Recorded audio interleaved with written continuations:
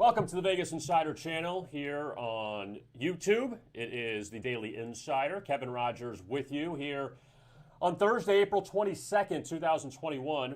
And a lot to get to from Wednesday in Major League Baseball and the NBA. There's a couple afternoon games in Major League Baseball today, and then a handful of games in the NBA to go over. Anthony Davis returning to the Lakers lineup tonight against Dallas. So we'll go over that game and much more. First, want to let you know about our Daily Insider contest.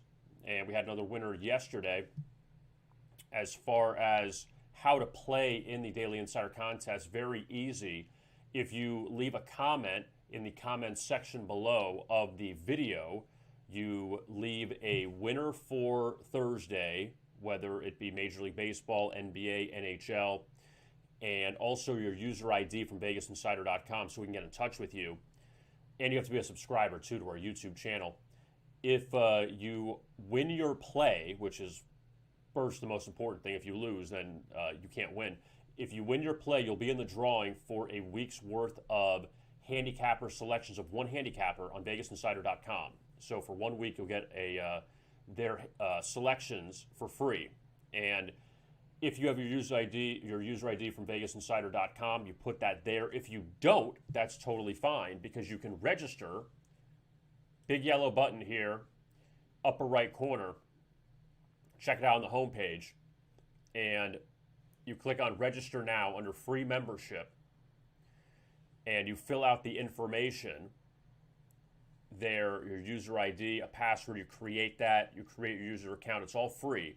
So then you'll have a user ID then to put under the comments section on YouTube along with your free pick for the day. So, or your winning pick for the day. And it could be a side, it could be a total, it could be a first 5-inning play in Major League Baseball, it could be a first period play in the NHL. It doesn't matter. You're not limited at all. Even if it's a prop play for a player, you can do that as well. So you're not just limited to spreads, money lines. You can do player props even if you want. And if you win, you'll be in the drawing for a free week's worth of handicapper selections on VegasInsider.com from one handicapper. So do that until pretty much before your game starts. Don't do it after the game starts. And you cannot do live betting either. So that one you can't do. It's got to be before the game. All right, so let's look at Major League Baseball. We'll begin with that and look back at yesterday and also at today. And let's start. The Phillies end up beating the Giants 6-5 in kind of a crazy game that San Francisco came back. They were down in that game 4-1. The Phillies end up tying it, and then they win it in the ninth. And Bryce Harper, who was trying to be a little too cute at home plate, that he reached down and barely touched the plate when he was clearly safe, but it got a little hairy there at the end, and the Giants were going to review it but didn't. But anyway, the Phillies ended up winning that game 6-5. So they salvaged the final game of that series after losing the first two, and the Giants still continue to play well in spite of the loss, and they head back home now to take on the Marlins. Meanwhile, the Nationals, for the second time in 2 days, they beat the Cardinals by a run, this time 1-0. And Max Scherzer, since the first start of the season when he got lit up by the Braves, he allowed 4 home runs in the first few innings of that game, and Washington came back and won that game. Since then, he's pitched very well, not allowing a run against Arizona, not allowing a run against St. Louis, and the Cardinals now a couple unders here, or the Nationals a couple unders against the Cardinals. And St. Louis, they continue to struggle, and they cannot maintain any consistency at the plate, as they had a huge game Saturday against the Phillies, then get shut out, and then they had a big game on Monday against Washington, and then the next 2 games they scored a total of 2 runs. So the Cardinals end up getting shut out there by the Nationals, and Washington salvages that series. Milwaukee ends up pulling off a sweep of San Diego 4-2. That's not good news for the Padres. Well, first, Dinelson Lamet got hurt, and he left due to injury, and he had arm, shoulder problems last year, so that's not a good sign for the San Diego Padres right now. And the Padres, off of the series lost to LA. They play the Dodgers again at Dodger Stadium starting tonight, but they get swept by Milwaukee, and the offense does nothing. Let's just review really quick what the Padres offense did not do and how bad they've been, considering San Diego was supposed to be the it team in the National League to compete with the Dodgers for the pennant. And look at the 3 games against Milwaukee. They scored a total of 3 runs in that series, 5 consecutive unders. Look at all the unders that San Diego has had. And is it because of good pitching? A little bit early, but look at all these unders. 2-0, 1, 5-0. They had a couple high-scoring games there. The last one against Pittsburgh in the opener against the Dodgers, but even before that against San Francisco, 2-3-2, 1 against Arizona. That this offense has really struggled, and understandably, Fernando Tatis was out for a little bit for the Padres, but he's come back and they still can't score. So the Padres wrap up that homestand losing 5 of 6, and they haven't won back-to-back games since earlier this month. And you look at some of the competition they've beaten. They've beaten Arizona 3 times. They swept Texas. They split with Pittsburgh. I mean, what? The Padres have done nothing so far this year. At home, they've been much worse. I mean, I almost feel better about them on the road than at home. Take away those first 3 wins against Arizona, they've won, 3 home games or 2 home games since then. So now they go to LA and Arizona. So they got a big 4-game set with the Dodgers. We'll preview that series in just a second. But Milwaukee, that's a really good job by them, because after they dropped 2 of 3 at home to Pittsburgh, now they sweep San Diego on the road. And, it's a really good job by Milwaukee there. Arizona beat Cincinnati 8-5, and this one you got to be kicking yourself if you have the under. Look at this, 3-0 Reds going to the top of the 9th. If you have the under of 8, you're in cruise control. After the Reds build that 3-0 lead, Arizona comes back, ties the game at 3. So you figured, okay, you have a little bit of wiggle room if you have the under. Hopefully there's just 1 run scored in extra innings. Granted, now you got the runner on second, so it kind of opens up the opportunity for big innings. But Arizona scores 5 runs in the top of the 10th. So they scored no runs the first 8 innings and then 8 in 2 innings. And they beat the Reds 8-5. So Arizona ends up taking 2 games there because they won the earlier game, the suspended game, and the final was 5-4 on that one. That was the game that ended Tuesday in the 8th inning due to bad weather. They stopped it, and then they continued, and Arizona ended up winning, and then they took the second game. So that's a really good job by the Diamondbacks. The Cubs have done this a few times this year, where they've had these big offensive outbursts, but then there are other times they can't score at all. So Chicago's down 2-0 to New York. Cubs score 7 in the 4th, totally blow up there in the middle innings, and rout the Mets 16-4. And Chicago, they did against Atlanta on Saturday, but then you feel like the next game they're not going to show up. And the Cubs get the Mets again at Wrigley, but it's Chicago's offense has been so inconsistent so far with all the big bats. Maybe they're past their prime. The core that led the Cubs to the World Series title, and it feels such a long time ago now. All right, Minnesota and Oakland. I have a lot to say on this game. So I had the Twins yesterday, and this was obviously the wildest game of the season, at least so far. Who knows if it'll stand up as the wildest game of the season. So Oakland is up 7-4 at the end of 3. All right. The Twins tie it at 7 in the 5th. Nelson Cruz had a big game. He had a couple home runs for Minnesota. The Twins go up 10-7 at the end of 6. So they erase the 3-run deficit. 6 unanswered runs to go up by 3. The A's score twice in the bottom of the 6th inning. Now, I don't know if you saw this game. It was aired on MLB Network or if you watched on MLB TV or in the local markets. But Josh Donaldson is a very good third baseman for the Twins. Obviously a great hitter for them, but also a pretty good third baseman. Former Blue Jay, won the MVP a few years ago. He's with Minnesota now. this is one of those, like, you knew something was going to go sideways after. Ball was hit to Josh Donaldson at third with 1 out and a runner on second. And the ball goes into Josh Donaldson's glove. He fields it cleanly. The problem is it gets stuck in the webbing. It was hit so hard. He couldn't get it out of his glove. If he gets it out of his glove, it's an easy throw to first and an out. And it would have been 2 outs in the inning. Instead, the ball got stuck. He couldn't get it out. So now first and third, 1 out. The A's end up getting 2 runs there.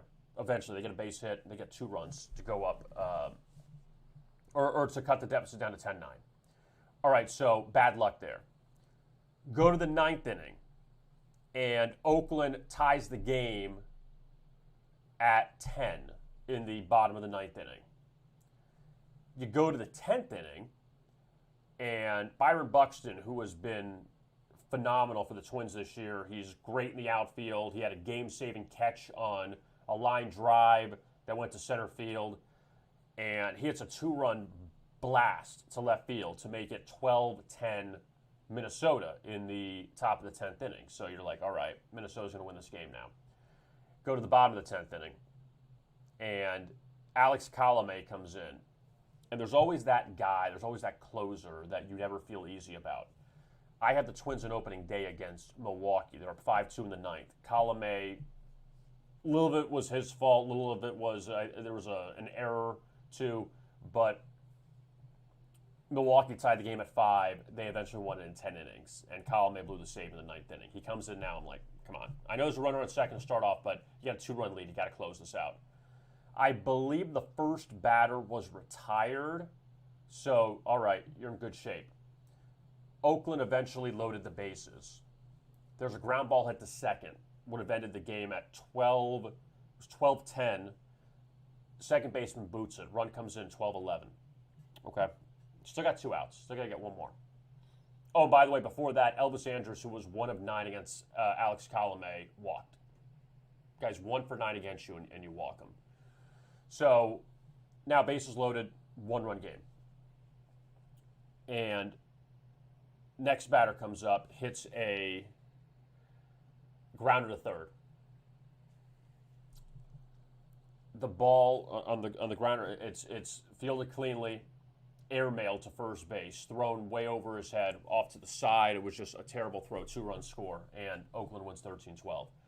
So you had 3 infield miscues. Donaldson's you could probably excuse, but the other 2 in the 10th inning, 2 balls hit in the infield, and the Twins couldn't field them properly, or couldn't make the throw, or just couldn't get the out. And Oakland wins 13-12. So I know that story went on a little long, but just one of those games where you kind of had the feeling that if you had Minnesota, that they're going to lose this game somehow. No matter what, no matter them scoring 12 runs, going up 10-9 at the end of 6, like just they kept the door open for Oakland. And now Oakland, what they've done is amazing. This winning streak that the A's are on, I mean, I'm not going to call it like the Moneyball winning streak with with Billy Beane, but 1, 2, 3, 4, 5, 6, 7, 8, 9, 10, 11 straight wins for the Oakland A's. Then they go to Baltimore, who they should. I mean, they could win 3 more, and then honestly, I'm not going to say Tampa, or I'm not going to say Oakland's going to win 20 straight, but they got opportunities. I mean, Baltimore, they could win all 3 of those and win 13 straight. They were 0-6. They were 0-6. They were trying to avoid a winless homestand of more than 3 games for the first time in franchise history when they beat the Dodgers in extra innings. They've won 11 in a row, which is amazing. Rangers, look at that. They come back to beat the Angels 7-4, where the Angels were up 3-1 in that game. And Texas scores 6 runs in the last 2 innings, so Texas takes 2 of 3 from the Angels. Texas continues to play well on the road. They grab 3 of 4 from Tampa. They grab 2 of 3 from the Angels. That's a really good job there by the Texas Rangers. The Blue Jays build a quick 4-0 lead and hold off Boston 6-3. They got 2 in the ninth to kind of put it away. And Toronto, again, they're going to be an up-and-down team this year, but that's a nice win by them to avoid the sweep. Tampa Bay and Kansas City, the Royals were down 4-0 after 1 inning. They were down 6-2 going to the 7th. They come back to beat the Rays 9-8. 2 runs in the 9th inning. Salvador Perez continues to hit the ball well for Kansas City. And the Royals grab that one after they lost the first few. The Marlins end up shutting out the Orioles 3-0. Trevor Rogers, who didn't pitch well his first outing of the season, he's pitched well recently for Miami. The Astros, we talk about Oakland, how well they've played since their bad start. Houston had a great start, and they've been terrible since. They got Alex Bregman back in the lineup yesterday, but the weather was terrible in Colorado, and the Rockies ended up winning at 6-3. I was wrong. I said it on here yesterday that Austin Gomber, who came over to the Rockies in the Nolan Arenado trade from St. Louis, a good young pitcher, he pitched well his previous 2 starts, and I thought he's not going to do it again against Houston. He pitched well again.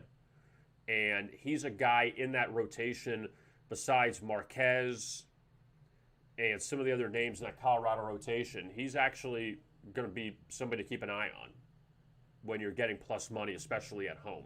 And he finally got his first win out of 4 starts for the Rockies. And the Rockies have played well at home. They've been bad on the road, and Houston returns home tonight to take on the Angels, and Houston just has no offense right now. The Braves behind Ian Anderson, second time that he's shut down the Yankees in 2 seasons. Did it last year at home, and this time he outduels Corey Kluber. And look at the Yankees' offense. 1 run in the 9th, 5 hits. The offense is abysmal right now for New York. Pittsburgh and Detroit, they split a doubleheader at Comerica Park. Both, well, I shouldn't say low-scoring games. One was and one. The second one was, but the total's 6 because you're playing a 7-inning game, so that one barely went over the total. And the Tigers and the Pirates, they will wrap up their series coming up today. So let's fast forward to today's action. And the first game on the board, Arizona and Cincinnati. They're starting in about 15 minutes from Great American Ballpark in Cincinnati. The Reds with Jeff Hoffman laying 140, and the Reds have had their struggles so far against the Diamondbacks. And, I don't love Jeff Hoffman. Taylor Widener hasn't been bad for Arizona, but that's an 8.5 total. And so far, you were wiped out in that game last night. You wonder if it's going to go back down today. Mets and Cubs tonight from Wrigley. And again, the Cubs trying to get back to 500. They've just been so inconsistent so far. You're wondering if they're going to get the consistency back. Trevor Williams pitched well his last time out against the Braves. Now he faces the Mets. The late night action, Marlins and Giants out in San Francisco. And Daniel Castano, he beat the Giants last week in Miami. And now the 2 teams facing off in San Francisco tonight. Aaron Sanchez, a heavy favorite there for the Giants. 5-1 so far on the season at home. The Padres and the Dodgers from Los Angeles. And they're starting their 4-game series out at Chavez Ravine tonight. And you wonder if San Diego now at 10-10 on the season. Look, they're 6 back already. That's what you can't do with the Dodgers. LA is world-class team, world champions, pitching staff loaded, and San Diego trying to be, okay, no one's going to be in the Dodger class, but at least be within striking distance as the season moves on. We're at April 22nd, you're 6 games back already. That's how bad it is. That's why you can't be losing to the likes of Milwaukee and Pittsburgh and San Francisco. No matter how well the Giants have played or the Brewers have played, they're still not legitimate playoff teams. They could be hanging around in the race maybe. But these are games, if you're San Diego, you have World Series aspirations, you can't be losing those games. And yet, you're 6 back of this freight train in front of you, and you're not even at the end of April yet. It's one thing to be like, oh, we're 6 back in May, we still have a shot. You don't have a shot unless you go on unless you seriously take 3 of 4 even this weekend. And think about that. If the Padres take 3 of 4 from the Dodgers this weekend, that would mean that the Dodgers would be 15-7, and the Padres would be 13-11.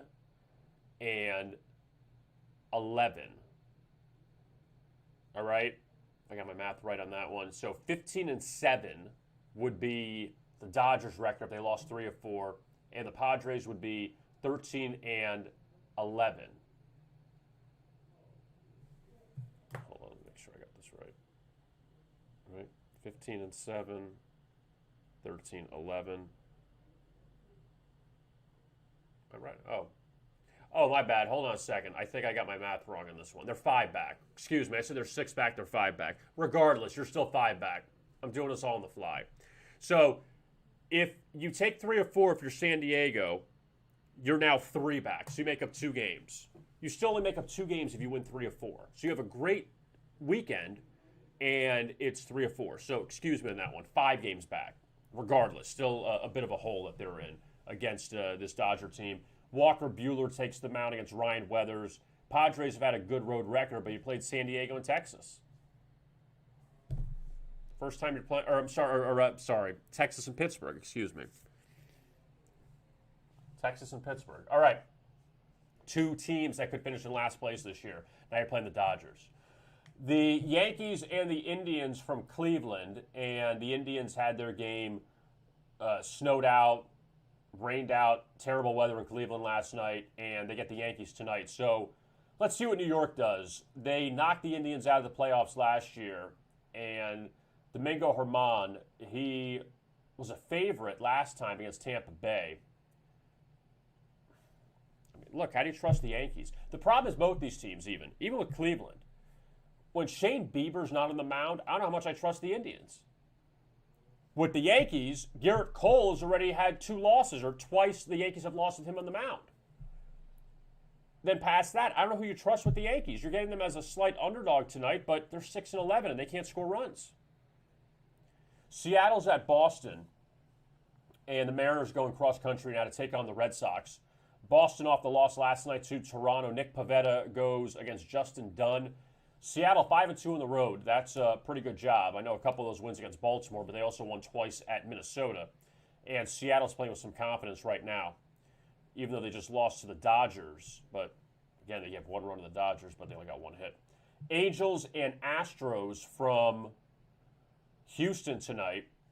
Interesting note here, Christian Javier and Alex Cobb, both of them have not pitched in more than 10 days. Cobb's been off for 10 days. Javier's been off for 2 weeks. So we'll see how that turns around. Houston 1-5 at home. 1-5 for the Astros, and 3 of those losses came to the Tigers. Speaking of the Tigers, they get Pittsburgh coming up in about a half hour from Comerica Park, and Detroit's a short favorite there, total 8.5. I don't love that game at all. NBA, let's look at the NBA, shall we? And let's go to last night before we hit on tonight's action.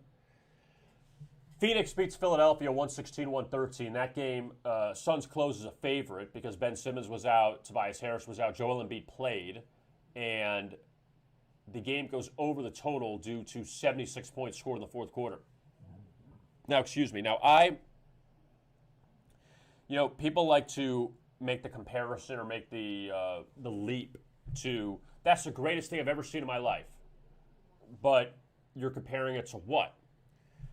If you saw the end of the Sixers game last night and the Suns had a 3-point lead, they missed a free throw at the end. It's Chris Paul missed a free throw at the end. Joel Embiid got the rebound from his own free throw line and literally got the rebound and then heaved it all the way down the court in like 0.5 of a second. Ball hit the backboard, hit the rim, and popped out, and that would have tied the game. If Joel Embiid hit that shot, I'd maintain it's the greatest shot I've ever seen in my life. Circumstances, getting it off the rim and just throwing it from basically, 60-something feet away? Maybe longer than that. Your own free throw line all the way down the court, getting it off the rim, catching it and throwing it down the court. And the circumstance that tie the game and go to overtime would have been the greatest shot ever. I would urge you to check that out. You say I'm wrong, that's fine. That's why we all have opinions. But seeing the replay of that, you're like, wow, like that's crazy that he, it's not like you're getting an inbound pass and you throw up a half-court shot and it rims out. This was off a rebound, basically caught it and threw it in one motion. But regardless, the Sixers have dropped back-to-back games at home. What Phoenix is doing is amazing right now. On this very difficult road trip, they won at Milwaukee. They won at Philadelphia. They go to Boston tonight. They get the Knicks coming up. It's a great job by them. Great job by Monty Williams. And I don't know if Monty Williams is going to win Coach of the Year. Maybe it's Quinn Snyder with the Jazz. If Phoenix ends up winning that division, and the Lakers, I know they've taken a bit of a backseat with LeBron hurt, Anthony Davis out for 30 games. But if they could find a way to win that division to finish ahead of the Clippers and the Lakers, you just got to think Monty Williams is Coach of the Year in the NBA. Washington had an 18-point lead after one against Golden State. They trailed the Warriors in the fourth quarter. Steph Curry had a bad game. And this is when Steph has one of those games where, look, he is the greatest shooter ever. No disputing it. But he has these games where he just throws shots up and hopes they go in. Where he's just throwing them up and it's almost like you're on a playground, you're just fading away taking threes. And he can hit those threes. The problem is that a lot of them were bricks. And he just did not shoot the ball well, had 14 points, was 2 of 10 from 3. And that's not a good Washington team that he was facing. But Washington has played very well of late. And the Wizards are getting back into the playoff race. Look at that. 1, 2, 3, 4, 5, 6 straight wins. 8 of 9 they've won. The only loss coming to Phoenix, who's an excellent team. 8 of 9. And here's the other thing, too. Look at all those unders. Look at those high totals that stayed under. Sacramento will go back even to 240 at Golden State that they won. But Sacramento under 243. New Orleans under 239.5. Game that went to overtime. 227, kind of a low total considering against Detroit. And that one was a bad fourth quarter. Under 233.5 against Oklahoma City. Under 240.5 against Golden State. And the next few games for Washington, at Oklahoma City, very winnable. Cleveland, very winnable. San Antonio, a toss-up. Lakers, you get AD back, but LeBron's not there. Then at Cleveland, like Washington has a real opportunity here to maybe slip into the play-in game or even be a little higher than that in the Eastern Conference. They dug themselves a big hole, but Bradley Beal's healthy. Russell Westbrook, yeah, he's erratic at times, but the Wizards, keep an eye on them. Indiana holds off Oklahoma City 122-116, so it's back-to-back covers now for the Thunder in spite of the fact of this long losing streak they've had. And Indiana does what they do best. They beat bad teams. Didn't cover, but they beat another bad team last night. Look at Cleveland, up 34-12 on Chicago at the end of one. First time in 3 meetings that one goes over this season. Zach LaVine's still out for the Bulls, but Cleveland shot lights out of the gate. And the Cavaliers, after being listed as a road favorite against Detroit, they close as a home dog against Chicago, and they obliterate them. Toronto over Brooklyn, 114-103. This was interesting because you would say, why are the Raptors favored at home against the Nets? Brooklyn was off no rest, granted, against after beating New Orleans the night before. But Brooklyn up 13 at the end of one. Durant's hurt, Harden's hurt, Kyrie's the only one playing out of the stars. And Brooklyn, they led by 13, but then look at the middle 2 quarters for the Raptors. Good job by them. And the Raptors have been obviously one of the biggest disappointments in the league, but they beat the Nets for the second time this season. Utah over Houston, 112-89. Donovan Mitchell still banged up. They don't need Donovan Mitchell against Houston. But that's a good job by the Jazz not having a letdown against the Rockets. This was a really wild game. The Hawks end up losing to the Knicks, 137-127. New York's 3-0 against Atlanta this season. All high-scoring games, and don't be misled by the final with the game going to overtime because they scored 264, take away the 20 in overtime. They scored 244 in regulation on the 218 total. So New York totally lit them up. Trae Young got hurt in this game, so that's obviously not good news for the Hawks. But New York's offense really blew up against Atlanta in 3 games this season. And you look at the Knicks and what they've done, and we talk about Monty Williams, but Tom Thibodeau, too, the job he's done with New York. Look at this streak here. 1, 2, 3, 4, 5, 6, 7, 8 straight wins for the Knicks. 9, 10, 11 straight covers. 11-0 against the spread, and that money went to Atlanta yesterday. So money's going on Atlanta against a team that's covered 10 straight and won 7 straight, and the Knicks and the Knicks beat them twice already this season, and the Knicks end up beating them again. And the Knicks have a huge game with the Suns coming up on the 26th. But even some of these games here for the Knicks, Toronto, Chicago, at Houston, they're more than capable of winning at Memphis. And then it gets a little dicey here towards the end of the season. I mean, the season only has a few weeks left, but the Knicks putting themselves in a really good spot for the playoffs. Miami blows out San Antonio 107-87, so the Spurs, they had played well on their road trip. They come back and they get humbled there by the Heat. Dallas, another non-cover for them. 127-117 over Detroit. And the Mavs now 0-6 against the spread their last 6.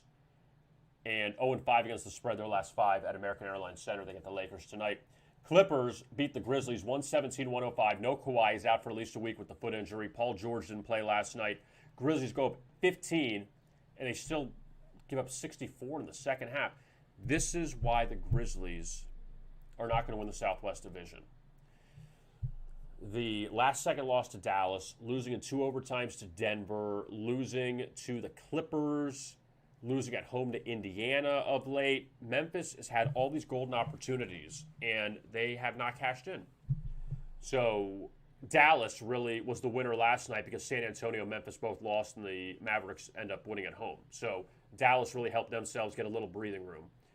Denver holds off Portland 106-105. Damian Lillard came back in that game for the Blazers after missing the last few with a hamstring injury. But high total, you're looking good after 71 points, but then after that, no more than 49 points scored in a quarter. So that's going to do you in if you had the over. Sacramento beats Minnesota 128-105. So it's now 15 straight losses for the Timberwolves off a win. But Sacramento ends up, they push in that one. They were laying 4.5, even got to 5, and then dropped down to 3. So money on Minnesota pushed it down. But, I mean, shoot, you're the Kings. You score, what, 70 in the first half? What is that? 70-59. You're up 11 at the half, and you still can't cover against Minnesota. That's still a bad job by the Kings. Let's look at tonight's action inside the NBA. New Orleans, Orlando. Pelicans laying 9 to the Magic. Orlando beat them last time in New Orleans, but Zion didn't play. Brandon Ingram didn't play, so they're back tonight. But New Orleans laying 9 for a team that's 9-18 on the road. And New Orleans got to get better defensively. I know Stan Van Gundy called him out. And you go from facing Brooklyn, who is great offensively, to Orlando, who's terrible offensively. You'd hope they have a better performance tonight. Phoenix at Boston. Suns laying 1.5 to the Celtics, and the total in that game, 220. Phoenix beat Boston earlier this season, and the Celtics getting back a couple players tonight. Kemba Walker, also Jason Tatum listed as probable. Jaylen Brown was doubtful, and the Celtics are missing a few guys. I think Marcus Smart also probable tonight. The Celtics missing a few guys in that Chicago loss a few nights ago. Now they get Phoenix as a short. Phoenix is a short favorite tonight, and Phoenix are a 2-0 on this road swing, so we'll see what the Celtics do now, flip to a home dog after they slipped up against the Bulls a few nights ago. Philly and Milwaukee. Bucks beat the Sixers last time without Joel Embiid. That was the game that Philly was up most of the way. The Bucks came back, tied it, and won in overtime, but Milwaukee laying 8 here. Milwaukee's lost 2 in a row. Philly's lost 2 in a row. So a lot on the line for both these teams. Milwaukee laying 8. Ben Simmons, Tobias Harris. We still don't know their statuses just yet. Detroit's at San Antonio. And the Spurs beat the Pistons earlier this season at Little Caesars Arena. Both these teams with no rest. And Detroit has actually been pretty good as a road team with a total of below 220. Usually those games go over the total. I think it's a 7-1 overrun on the road for the Pistons on totals under 220. So keep an eye on that one. And they stayed under the total the first time because they had a low-scoring fourth quarter, and they were on pace to go over. Charlotte's at Chicago. The Hornets, off the loss to the Knicks a few nights ago. Bulls got blown out by the Cavs. And this game went crazy last time they played in Charlotte. But you had Zach LaVine in for the Bulls. You had Gordon Hayward in for the Hornets. Both those guys are out. And low total of 210 there. Lakers and the Mavericks. Anthony Davis back after a 30-game absence, in which the Lakers went 14-16 straight up, 15-15 against the spread. Unfair numbers because LeBron was out for about, 10 of those games, 10, 12 of those games at least. So it's not really accurate when you say they're 14-16 without Anthony Davis, because you got to say with LeBron in the lineup, but then now LeBron's out, so Anthony Davis is running the show himself. And the Lakers beat the Mavericks. Last time they played on Christmas Day, they blew them out of Staples Center. And you're getting Dallas here as a short favorite with no rest. Dallas has been bad against the spread at home. So that should be an interesting game there in Dallas in American Airlines Center. If you want to check out our handicappers and purchase plays, you can do that if you go to the Buy Picks. If you go to the Buy Picks section of NBA, Major League Baseball, NHL, you can find the table with all of our handicappers and the plays they have out tonight. For NBA, $29.95 for a handicapper's picks for the night. Guaranteed pick. What is a guaranteed pick? $39.95 per handicapper. One selection, best play of the night. Pay after it wins. If it's a loser, you pay nothing. If it's a winner, you pay, but also you're a winner. So we have that for NBA, Major League Baseball, and the NHL. You see Joe Nelson there in a huge run in the NBA. And we have our game previews for tonight in the NBA. A lot of games to keep an eye on. Suns, Celtics, Lakers, Mavs, as well as some free picks in Major League Baseball. And also some of our trend pieces, diamond trends for Major League Baseball and hoop trends, both from Vince Akins. And again, want to remind you about the contest, our daily insider contest on VegasInsider.com. You have to like and subscribe to our YouTube channel. Hit the like and subscribe button, and as long as you like and subscribe, you will be a part of our community, which is a big thing. And also, you will have an opportunity to be in our contest, Daily Insider Contest. You give us a winner for tonight. Give us your best bet for tonight. Major League Baseball, NBA, the NHL, regardless, doesn't matter, whichever it is. It could be a player prop, it could be a team prop, anything. And leave your user ID, your Vegas Insider user ID, and your best bet for the night. If you don't have a user ID from Vegas Insider, you go to the register button here, the big yellow register button, and go to free membership, register now, and fill out the information. It's all free, so you don't have to worry about paying anything. Create your ID and password all for free in your user account.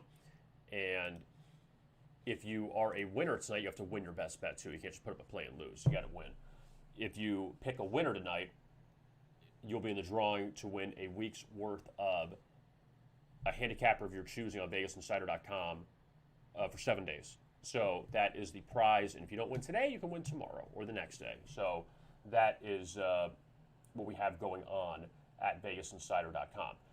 We appreciate you watching and tuning into the Daily Insider. Also, you can find my best bet video for the Lakers and Mavericks on our YouTube channel at Vegas Insider. Also, check out the Oscar picks. Our buddy Tom Cunningham, he did a very deep dive on all these movies. He watched all the movies and has opinions on them. He has his best bets for the Oscars. Also, a conversation with DraftKings odds maker Johnny Avello.